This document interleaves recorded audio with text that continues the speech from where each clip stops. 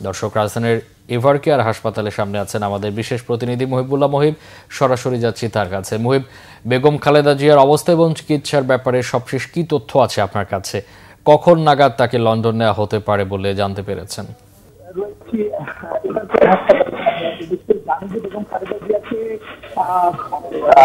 London নিয়ে যাওয়ার যে ইতিমধ্যেই মানে নেতা কর্মীরা আসতে শুরু করেছেন এবং আপনারা নিশ্চয়ই দেখতে পাচ্ছেন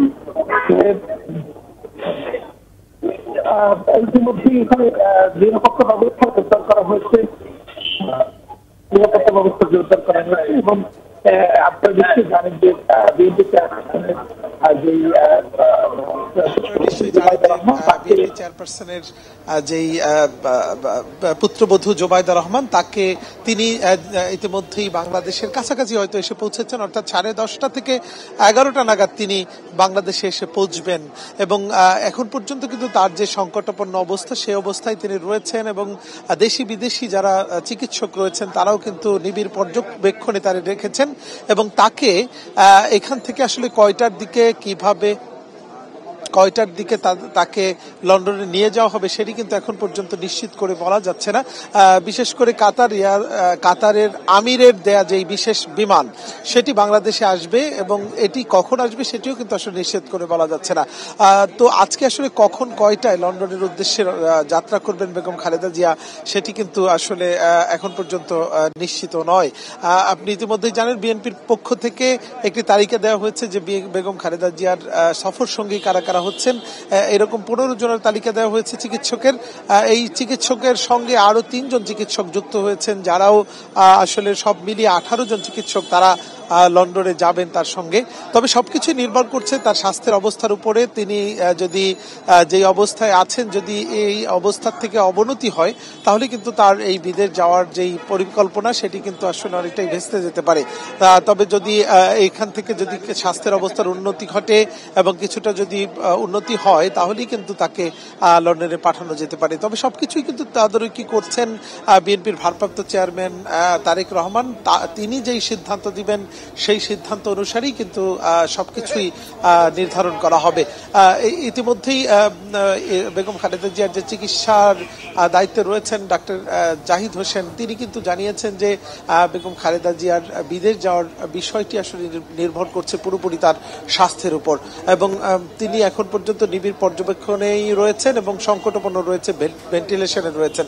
ইতিমধ্যেই কিন্তু নেতাকর্মীরা আসতে শুরু করেছেন আশেপাশের এলাকায় এবং তারা কিন্তু বেগম খালেদা জিয়ার জন্য যেমন উৎকণ্ঠায় রয়েছেন, একই সঙ্গে তারা কিন্তু তাদের জন্য বেগম খালেদা জিয়ার জন্য কিন্তু প্রার্থনাও করছেন যে যাতে দ্রুত এই তিনি সুস্থ হয়ে ওঠেন। এবং এই সংকটময় মুহূর্তে এই বাংলাদেশের এই কঠিন অবস্থায় তাকে যে ভীষণভাবে প্রয়োজন সেটি কিন্তু শুধু নেতাকর্মীরাই নয়, দেশের সর্বস্তরের মানুষ কিন্তু সেটি বিশ্বাস করছে এবং সর্বস্তরের মানুষের দোয়া এবং ভালোবাসায় তিনি সুস্থ হয়ে বাংলাদেশের নেতৃত্ব গ্রহণ করবেন এমন প্রত্যাশাও কিন্তু সাধারণ মানুষের মধ্যে রয়েছে। তো এই ছিল আমার কাছে এভারকেয়ার হাসপাতালে বেগম খালেদা জিয়ার স্বাস্থ্যের সার্বিক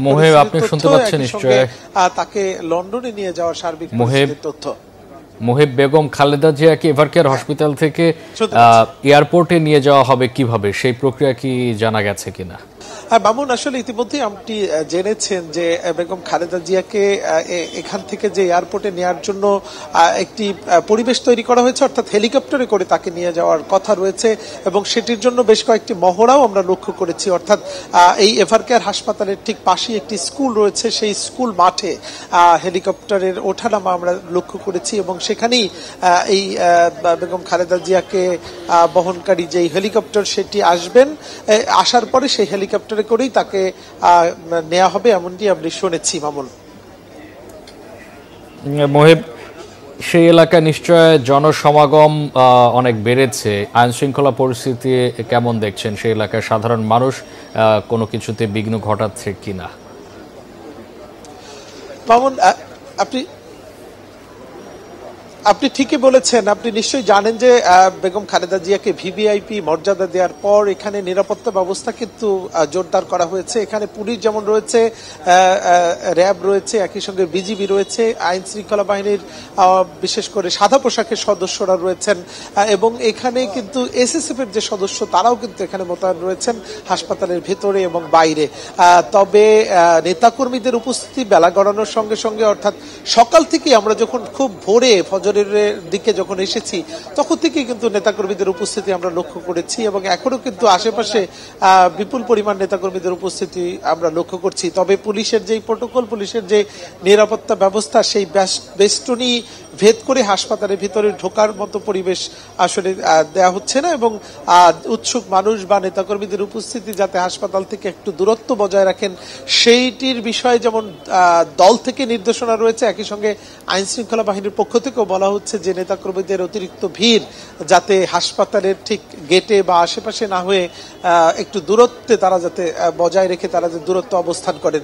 তবে ইতিমধ্যেই নেতাকর্মীরা উপস্থিত হয়েছেন, শুধুমাত্র ঢাকারই নয়, দূর দূরান্ত থেকে বিভিন্ন পেশার মানুষ তারা কিন্তু এসেছেন বেগম খালেদা জিয়ার একটু খোঁজ খবর নেয়ার জন্য, এবং অনেকেই বলছেন যে খালেদা জিয়ার চিকিৎসায় তারা কেউ কিডনি দিতে চান, কেউ ফুসফুস দিতে চান, কেউ যা প্রয়োজন তাই দিতে রাজি রয়েছেন। এরকম কিন্তু নেতাকর্মী বাইরেও কিছু সাধারণ মানুষের উপস্থিতি আমরা লক্ষ্য করছি। মামুন, মুহিব, আপনাকে অসংখ্য ধন্যবাদ। প্রয়োজনে আবারও আপনার সাথে যুক্ত হব। রাজধানী এভারকেয়ার হসপিটাল থেকে যুক্ত হয়েছিলেন সহকর্মী মুহিবুল্লাহ মুহিব।